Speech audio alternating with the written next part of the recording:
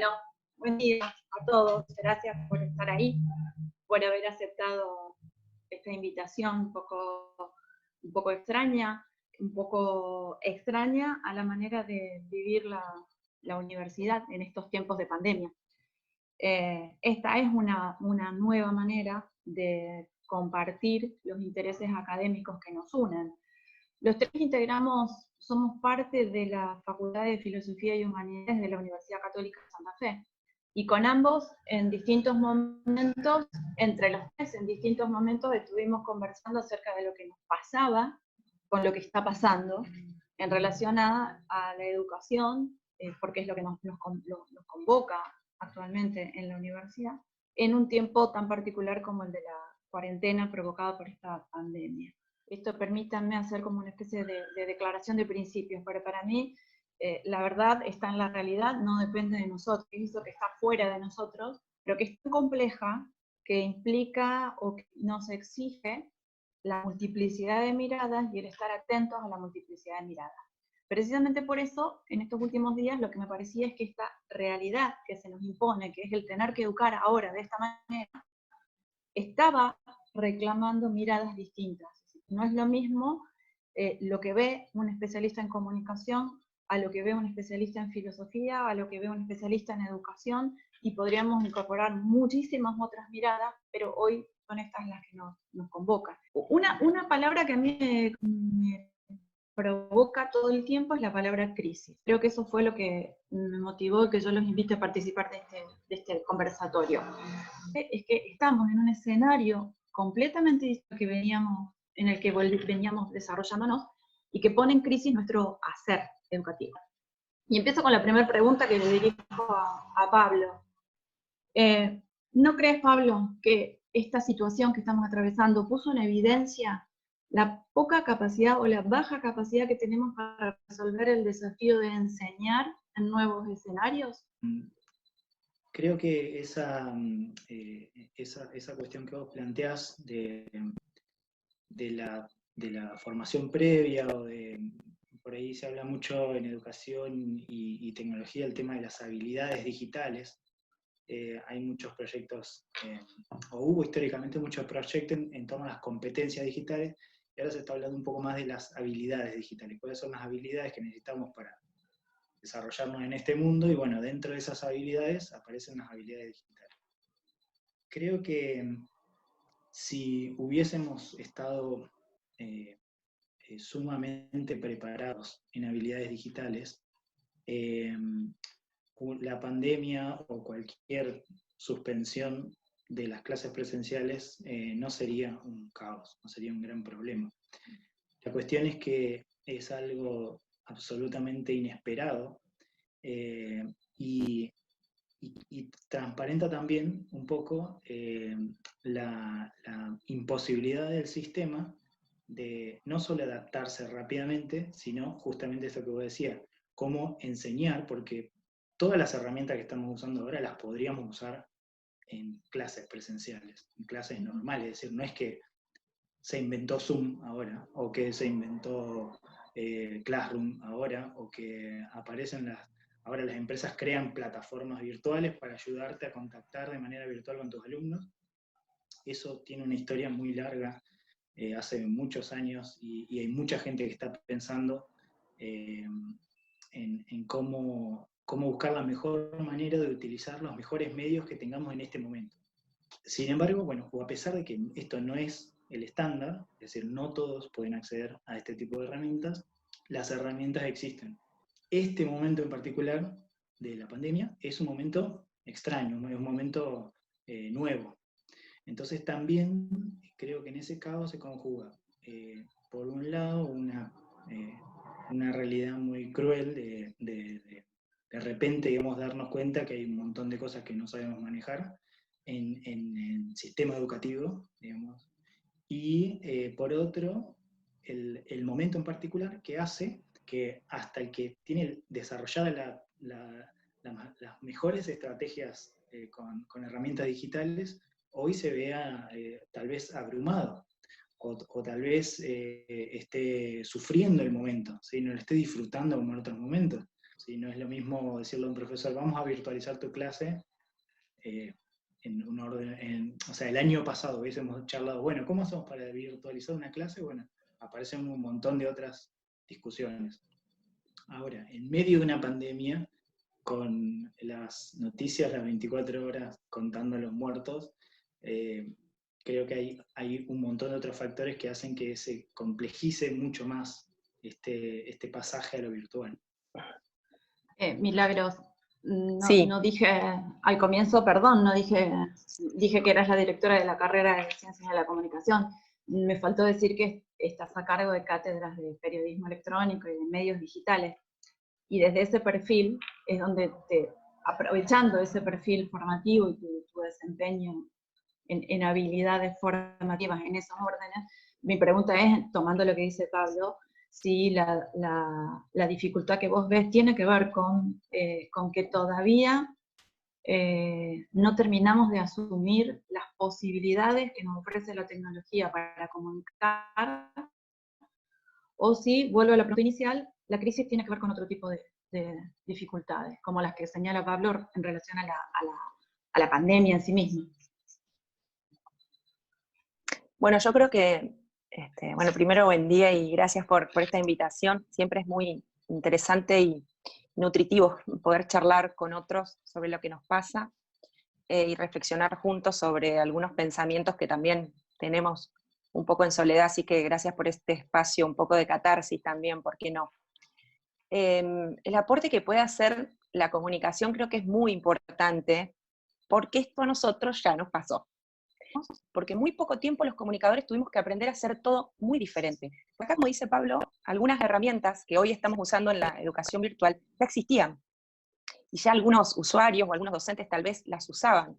No sé si para educación, pero sí podían ser usuarios de esos nuevos hábitos. O sea, ya hay hábitos o competencias digitales, como dijo Pablo, que las tenemos asumidas de otros recursos o de otros ámbitos, como por ejemplo el ocio, o como por ejemplo la comunicación, cómo nos informamos, como ha pasado desde siempre en medio de comunicación que se ha sumado al ecosistema mediático, hacíamos lo mismo que en el medio anterior.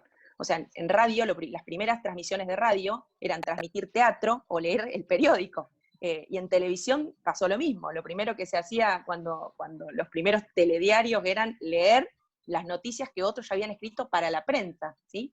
Los medios digitales empezó a ocurrir lo mismo. Primero los portales de noticias copiaban textualmente lo que salía en el medio impreso. Hasta que empezamos a descubrir todas estas nuevas herramientas, otro lenguaje, con otros recursos, para otro tipo de usuario. Y en el camino, y te estoy hablando de un camino corto, porque de esto hace 25, 30 años, no más, en el camino fuimos cambiando el rumbo 1000 veces. Y si bien hoy hemos avanzado mucho en materia de comunicación, y hay medios que entendieron todo y hay otros medios que no entendieron nada, hoy todavía seguimos reflexionando y preguntándonos estas cuestiones que nos preguntabas al principio. ¿Con qué finalidad? ¿Para qué? ¿Qué buscamos? A las herramientas ya las manejamos muy bien. O sea, los comunicadores de hoy, incluso vos nombraste 2 materias que yo doy en la carrera de comunicación, la mayoría de nuestros comunicadores, periodistas, ya manejan estas herramientas, a diferencia de lo que nos pasa en educación, que todavía muchos docentes no las manejan. Con esto quiero decir que no creo que nos resulte tan sencillo ni rápido encontrar respuestas a estas preguntas, educando en este escenario. No es para nada nuevo, como decía Pablo, el tema de la educación virtual.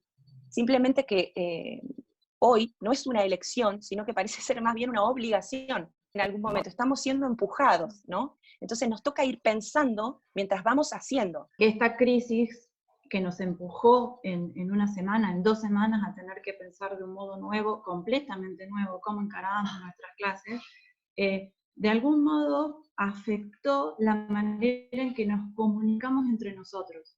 Y a mí me resulta paradójico ver cómo en un contexto como este en el que estamos, donde tenemos que estar permanentemente conectados con nuestros alumnos, con las instituciones, con las autoridades de las instituciones a las que pertenecemos y demás, y aparentemente estamos permanentemente en red vinculándonos, yo noto que se ha roto, de algún modo, se ha roto el vínculo, incluso virtual, incluso con estas tecnologías, el vínculo entre pares. ¿Cómo ves Mili, ¿cómo ves la comunicación entre colegas, entre pares, que estamos tratando de hacerle frente a la situación como podemos, y tal vez dejando de lado, esa es mi impresión, no sé cuál es la tuya, tal vez dejando de lado el tiempo y el espacio de poder conversar con el otro, de qué modo le hacemos frente a esto de la mejor manera posible? Para mí una de las cosas más importantes del vínculo es saber que contamos con ese vínculo, ¿sí? O sea, saber que el otro está ahí, es esa certeza de que el otro está o puede estar ahí, ¿sí? La hiperconexión me permite acceder a las mismas personas por nuevos canales. O sea, yo puedo generar nuevos vínculos gracias a la hiperconexión, ¿sí? O sea, me refiero a la hiperconexión con la posibilidad de conectarnos técnicamente con otros, eh, cada vez por más canales, ¿no? Como que tengo más posibilidades de acceder al otro, ¿no?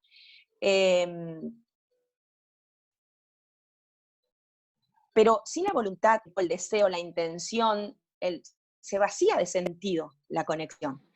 Y la tecnología en esto lo único que está haciendo es, en algunos casos, facilitarnos las cosas. Todo depende de cómo esté armada esa herramienta. Por eso digo en algunos casos, porque hay veces que hoy estuvimos un rato largo para poder encontrarnos en Zoom. O sea, una universidad no puede obligar a sus docentes a interactuar entre sí, pero sí puede acondicionar una sala de profesores para que se encuentren, compartir sus mails o sus teléfonos, entre otras herramientas menos básicas para que esas personas puedan encontrarse, y de este modo ir generando red tan necesaria en este momento, como vos bien decís, de crisis, cuando se nos caen se nos queman los papeles, por decirlo de alguna manera, y necesitamos seguir adelante, tal vez con nuevas herramientas, no solamente en relación a los pares, sino también en relación bueno, a todos los que estamos haciendo un esfuerzo para que la educación virtual sea posible. Creo que es necesario, digamos, por un lado el tema de trabajar la comunicación, por ahí Emily puede aportar un poco más, digamos, el tema de la comunicación virtual, digamos, cómo trasladamos esos buenos hábitos a los medios digitales, y por otro, darnos espacios para pensar, más allá de hacer. Está perfecto y está bárbaro, digamos, hacer. Pero también hacer es, a mí, compartir con otro cómo lo está haciendo otro, te ayuda a hacerlo de una manera más equilibrada. ¿Sí? Aparecieron un montón de fenómenos, después podemos charlar más adelante. Pero de hacerlo de una manera más equilibrada, más tranquilo. Estoy de acuerdo con que hay que hacer, es un momento de hacer. Tenemos que hacer, tenemos que poner una mochila y hacer.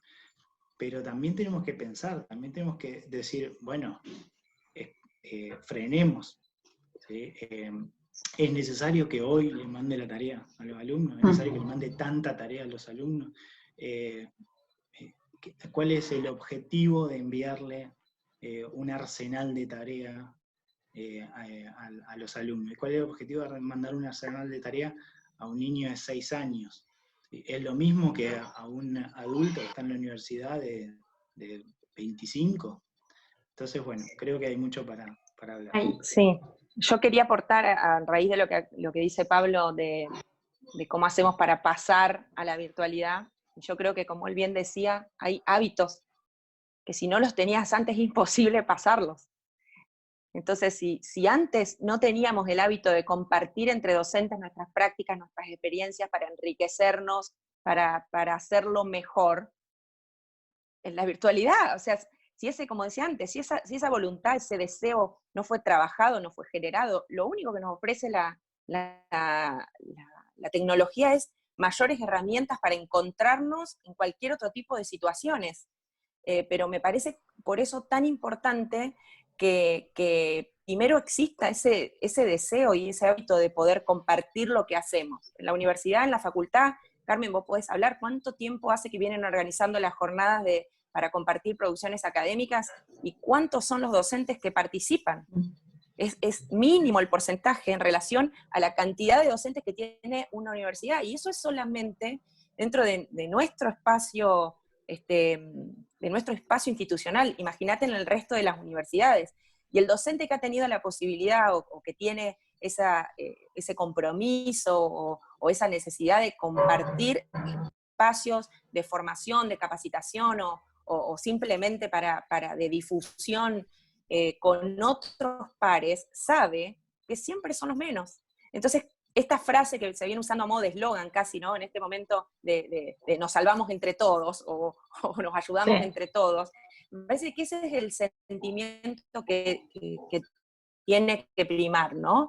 O sea, tenemos que entender que solos no en la presencialidad, solos no en la virtualidad.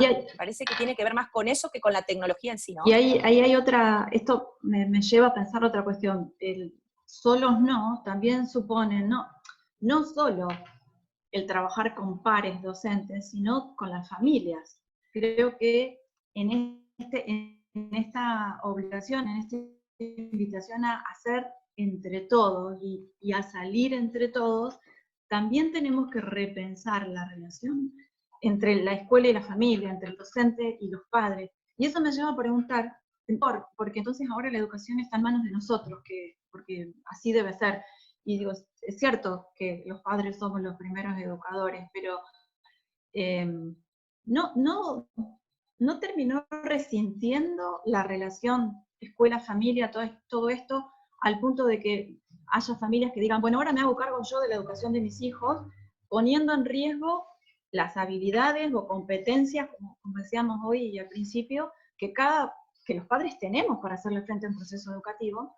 Y por otro lado, el otro riesgo es si el docente entonces no reduce su rol a ser un mero instructor, es decir, alguien que ofrece, instruye, da información y que después el proceso educativo fluya por otro lado. Hay dos cosas. Por un lado está el tema de la relación o el vínculo escuela-familia. También, si bien puede estar, puede ser cierto, puede ser, es una situación real, lo que vos decías, se ve resentida en esta discusión, en una discusión pedagógico-didáctica, digamos. Es decir, en esa relación, digamos, si me pongo a discutir yo como papá cuánta tarea le da a mi hijo la maestra, qué tipo de tarea le da, bueno, se puede llegar a resentir.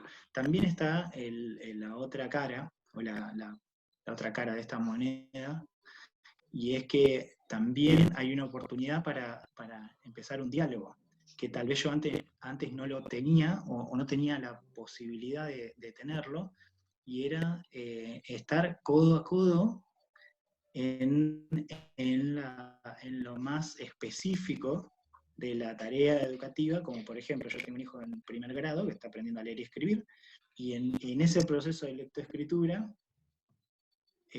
tal vez sin la pandemia yo no estaba participando, o no hubiese estado participando tan cercanamente, ¿sí? Lo cual no es fácil, por más que te dediques a la educación, no es fácil. Pero bueno, creo que por un lado el vínculo escuela-familia tiene esas dos caras, para mí. Yo lo veo así. Puede aparecer, digamos, la discusión, puede aparecer digamos, este quiebre entre, bueno, la crítica de la familia sobre la tarea del docente, y por otro lado puede aparecer una oportunidad digamos, o abrir una puerta a un diálogo distinto. Primero, el vínculo familia-escuela, que creo que tiene dos formas al menos, digamos, como para ser un poco sintético, digamos, pero está todas las posibilidades que aparecen entre el quiebre, digamos, producto de que ahora el papá tiene que estar metido dentro del cuadernito del niño que está aprendiendo a leer y escribir, o mirando 24 horas a un adolescente y qué está haciendo con las materias en su secundario. Entonces, bueno, eso puede generar muchas situaciones. La que también tenemos que poner en la balanza es la posibilidad de que salgamos de esta crisis fortalecidos en ese vínculo, pensando en que por lo menos lo que podamos pensarlo así, necesitamos acercarnos más en esos procesos. Y la otra cuestión, justamente vinculada a esto, era lo del tema de la instrucción. Digamos, si el rol docente se reduce a a dar tarea, digamos, ¿sí? A dar tarea, a recomendar lectura y dar tarea. También fue una forma de, como se dice normalmente en la academia, de echar luz sobre una cuestión que no estaba tan iluminada, que es cómo enseña la escuela, de qué manera enseña la escuela. Lo que hace el docente le hace escribir esto y después copiar esto. Entonces, la manera en que enseñamos, la manera que la escuela,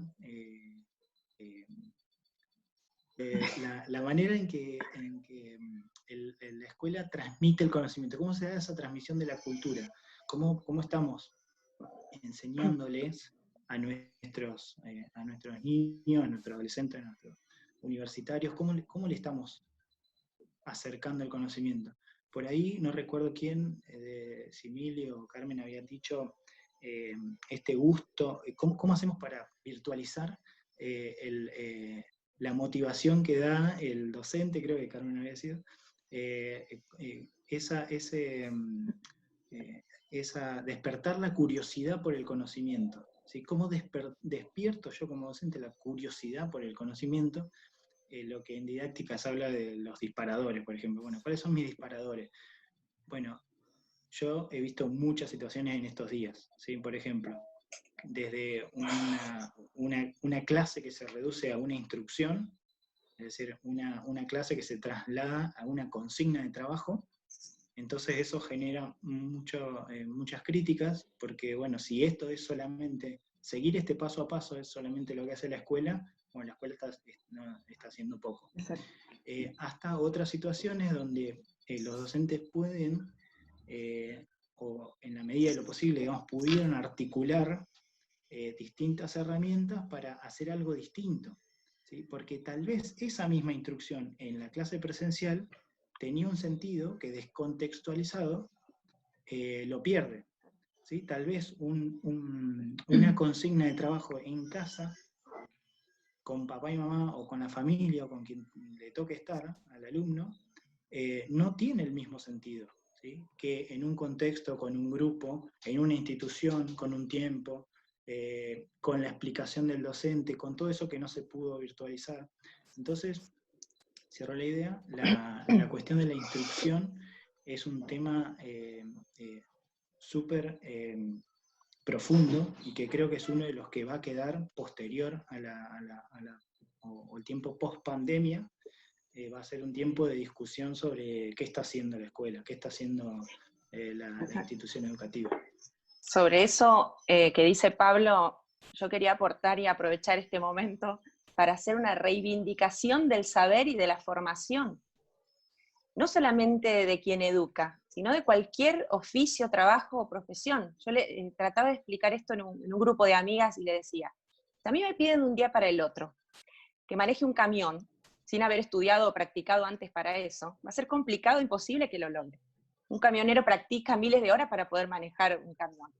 Del mismo modo, pienso que es bastante normal que los padres nos sintamos perdidos con los chicos tratando de continuar su proceso educativo en estas circunstancias tan particulares, completamente nuevas y a nuestro cargo, ¿sí? He escuchado a docentes decir, bueno, ahora van a valorar la tarea docente, o ahora van a saber lo que es tener los chicos en casa. Yo creo que los padres no somos maestros de primaria, no estudiamos para eso, nos faltan herramientas, nos falta vocación.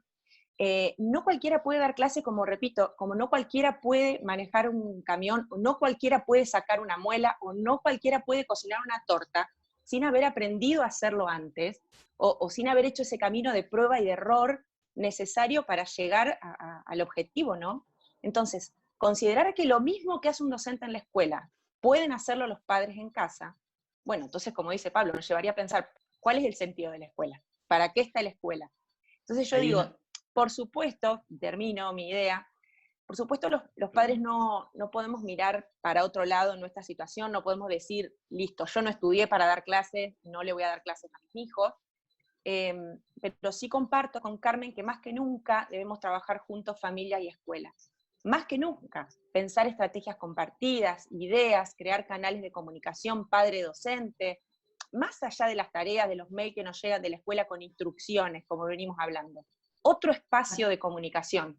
Yo creo que educar es un trabajo compartido, siempre lo fue, incluso antes del aislamiento. Entonces, ¿por qué tiene que cambiar ahora?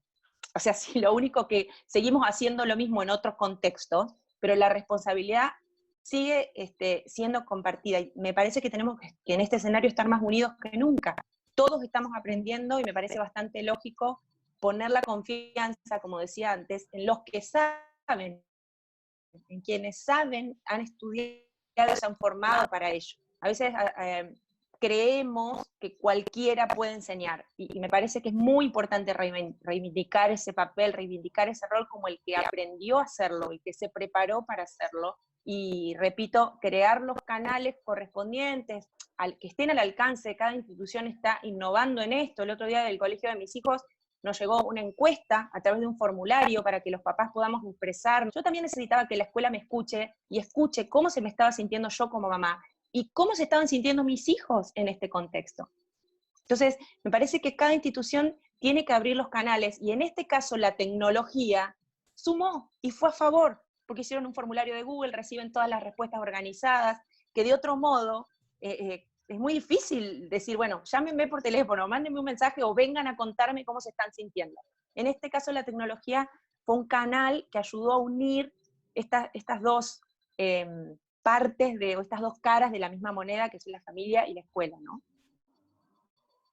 Entonces, en todo caso, retomo esta de que, y que es una idea muy, muy repetida, de que las situaciones de crisis siempre son oportunidad. Es esta una oportunidad de poner luz sobre lo que estaba pasando. Lo que estaba pasando creo que tenía que ver con lo voy a decir así de una manera fuerte, pero un depositar los hijos en la escuela, un cierto abandono de las familias que depositan los hijos en la escuela para que la escuela se ocupe de educarlos, sacándose de encima muchas veces la responsabilidad compartida. Y por otro lado, de parte de la institución o de las instituciones, o de la escuela, así en términos generales, también bueno, ahora háganse cargo ustedes, ahora vean también ustedes lo que significa tener que trabajar con los adolescentes. Tal vez lo que esta crisis está poniendo sobre la mesa es que nos falta trabajar mucho en comunicación entre los corresponsables de la educación de nuestros hijos. Somos corresponsables, los padres somos los primeros, pero reconocer la tarea del otro también. Sí, reconocer la tarea del otro. Este es un trabajo en equipo y todos tenemos el mismo protagonismo. Entonces, ese reconocimiento tan necesario, que los docentes reconozcan a los padres y que los padres reconozcan a los docentes, me parece fundamental. Entonces reconvierte, o sea, recuperando ese diálogo y fortaleciendo esa relación de corresponsabilidad, creo que reconvierte el modo en cómo venimos haciendo las cosas. Y respecto del rol docente, me parece que lo que intenta modificar o poner sobre la mesa es esto que decía Pablo, de cómo veníamos trabajando, de qué modo estábamos trabajando. Y creo que las consignas a través de aulas virtuales han puesto de manifiesto que muchos habíamos renunciado a esta vocación de despertar la pregunta. Yo entiendo que el docente no tiene sentido que el docente traiga al aula virtual o física lo que la cultura produjo, si primero no despertó la pregunta. Y lo que ha puesto de manifiesto en la actividad a través de aulas virtuales es que ese espacio para despertar la pregunta y provocar el deseo, la curiosidad, es el que no estaba funcionando bien. Entonces, en todo caso, tanto el rol del docente como el rol de las familias en diálogo con el docente es lo que creo que ahora está llamado a pensarse de otra manera. Pablo. Sí, Carmen, hago un pie de página ahí, y es que, un asterisco, digamos, para seguir conversando en otro conversatorio. Sí. Con respecto a ese despertar la curiosidad, hay mucha gente que viene hablando, digamos, a nivel por ahí teórico sobre, por ejemplo, la educación en el asombro y esas cuestiones, o cómo hacemos eso ahora. Es decir, tal vez era evidente en otro momento, pero ¿cómo lo hacemos ahora?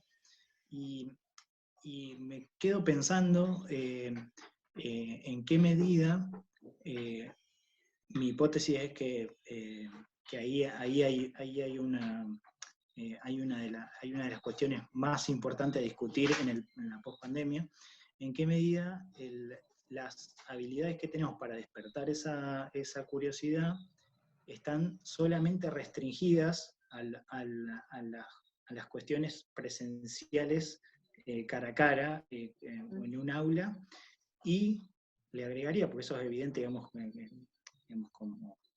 como nos falta como incorporar los medios digitales en el aula, pero agregaría la cuestión que para mí no es menor, y que lo repito en todos los lugares que me tocó un minuto para pensar, que el sistema educativo está pensado para educar en grupo. Es decir, el grupo es muy importante.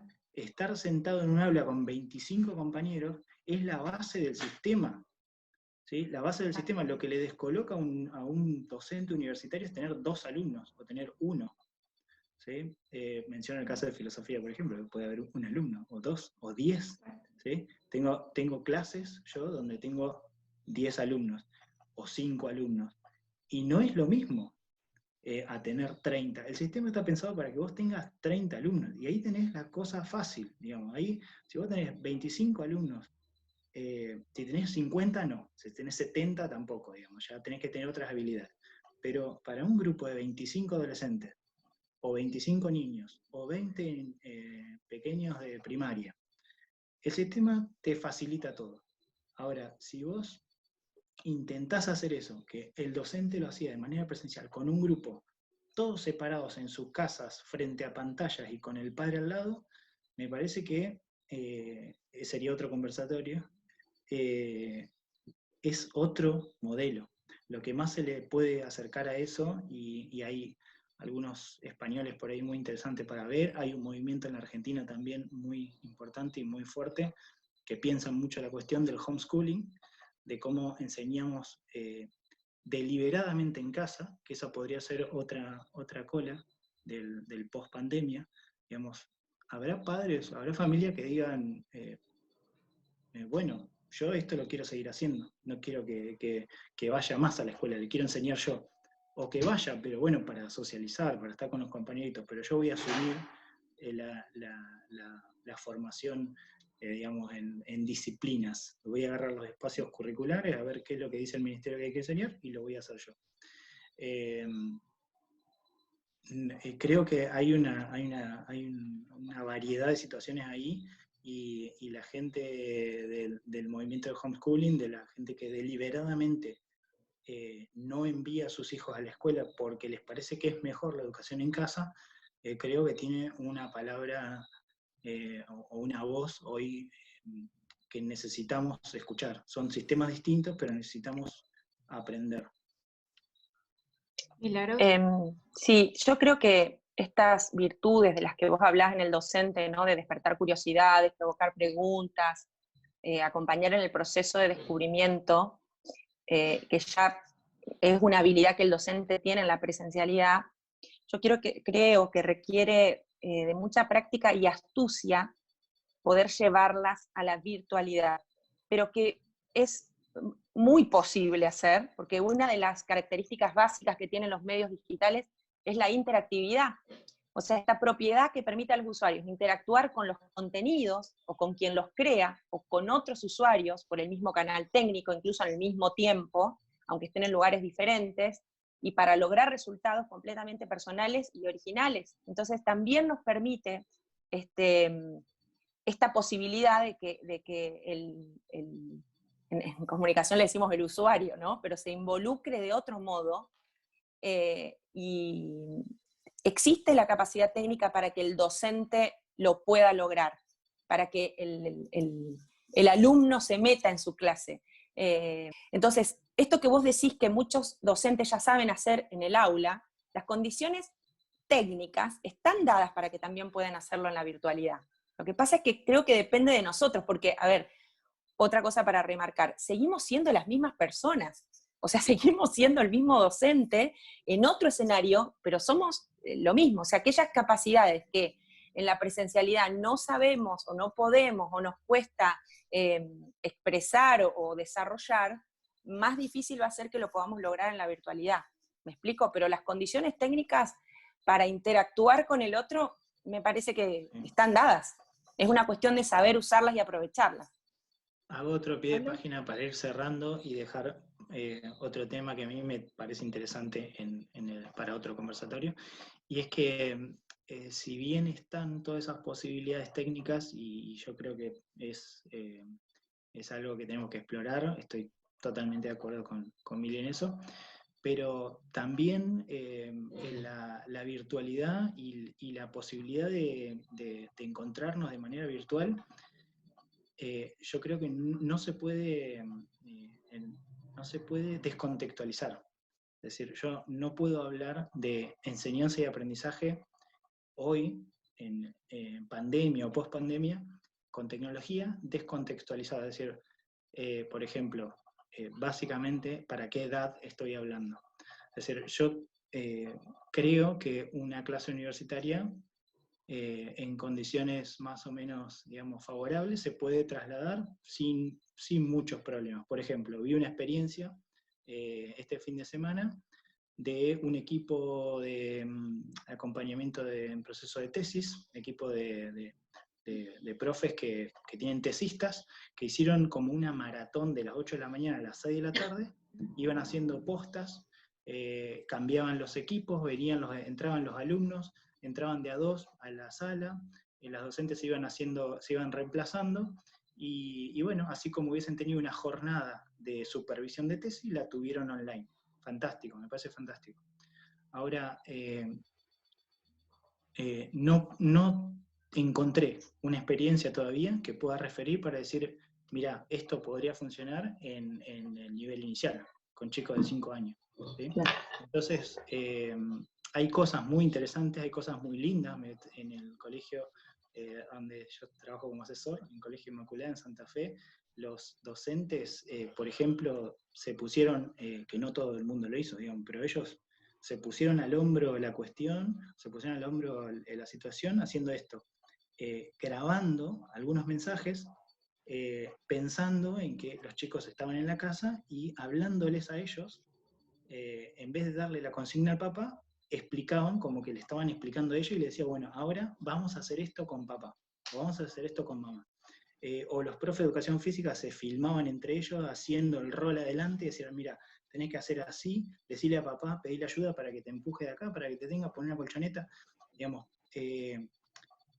es una experiencia que me gusta mucho, se lo dije a ellos, me parece que está bárbara, pero no puedo trasladar esa clase muchas veces a lo virtual. Necesito que los chicos hagan el rol adelante con el profesor de educación física.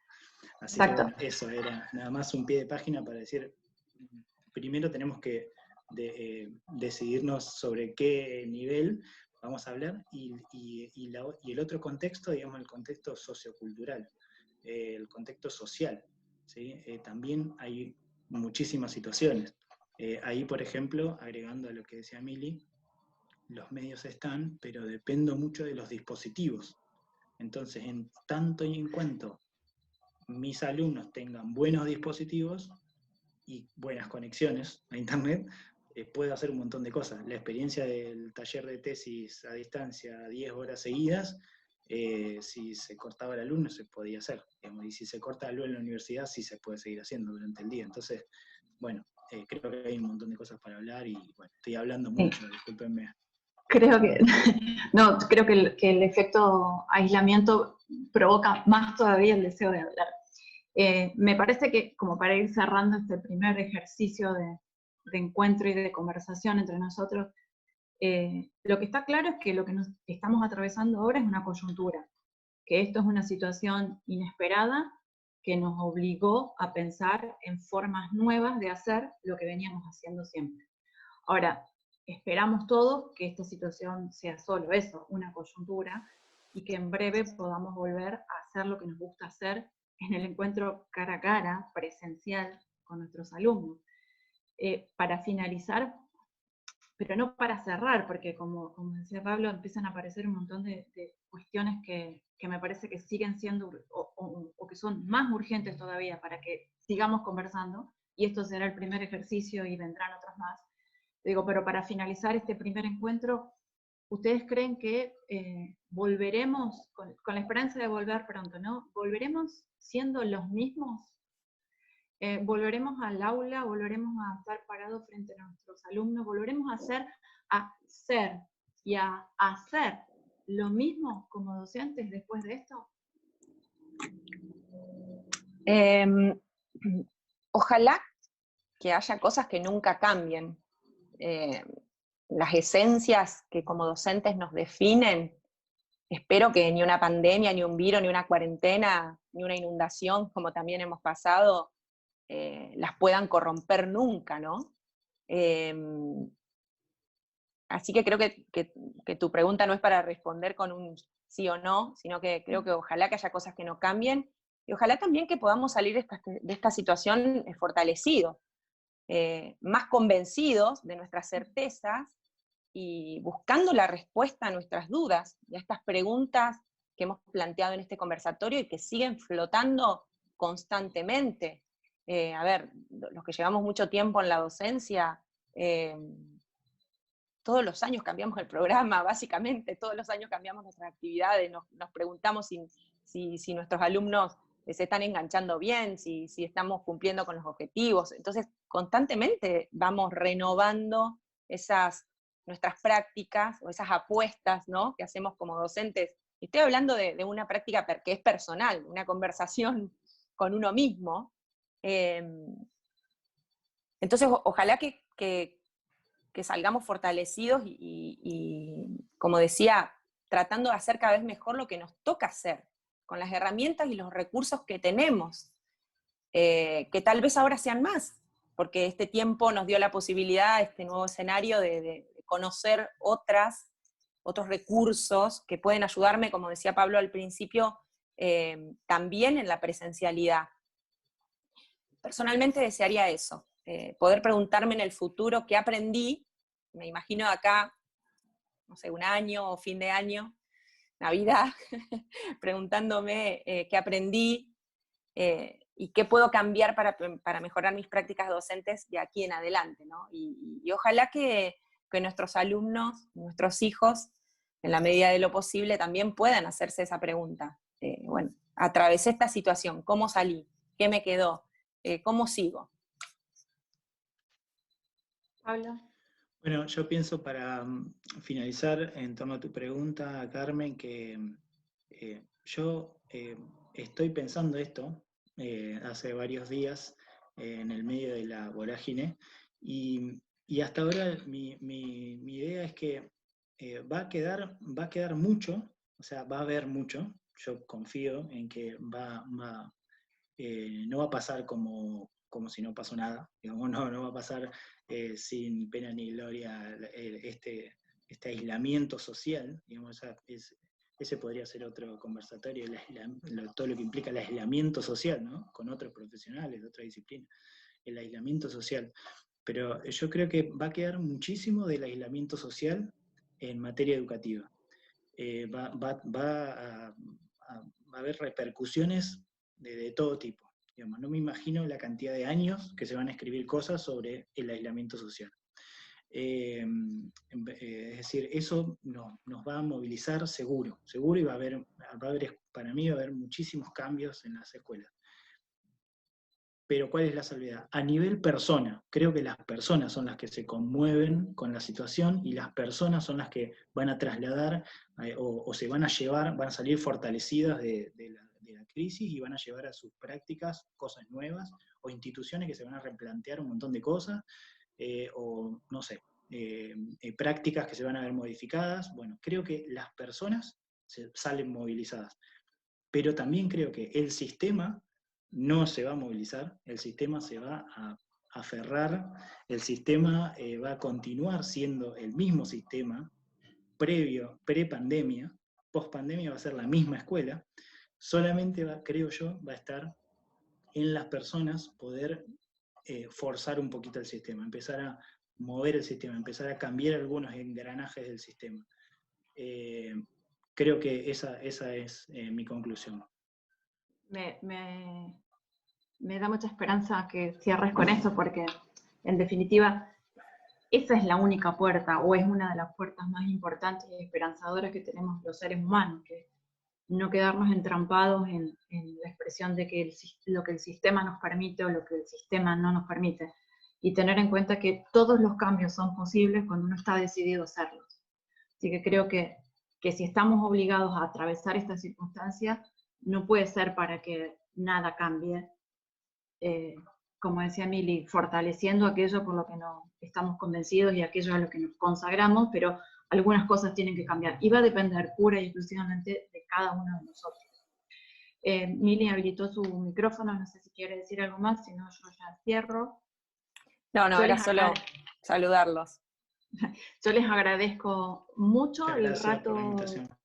Este rato que nos debíamos, creo que como docentes, como colegas, como compañeros, nos debíamos un espacio para poder pensar juntos esto que está frente a nosotros. Nos tocó, está frente a nosotros, estamos metidos en esto y necesitamos, reclamábamos el lugar para escucharnos. Así que muchas gracias. Esto será evidentemente el primer conversatorio de muchos otros que seguiremos sosteniendo.